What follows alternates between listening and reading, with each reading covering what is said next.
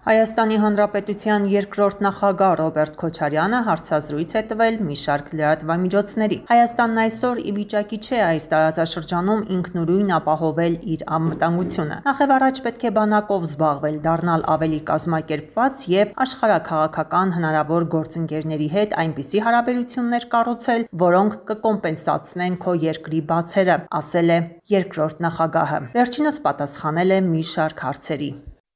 Ինչ վերաբերում է ինձ թիրախավորելուն, ես թիրախավորվելու իմունիտետը արդեն ունեմ, գիտեք քանի տարի։ Շատ երկար տարիների փորձ ունեմ։ Բացա մի առավելություն է տալիս։ Դու չես խոսում, քո մասին սա խոսում։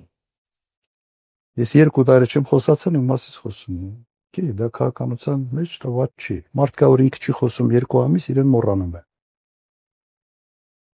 Տվյալ դեպքում սա դրական կողմն է, թիրախավորելու պրոցեսի դրական կողմն է։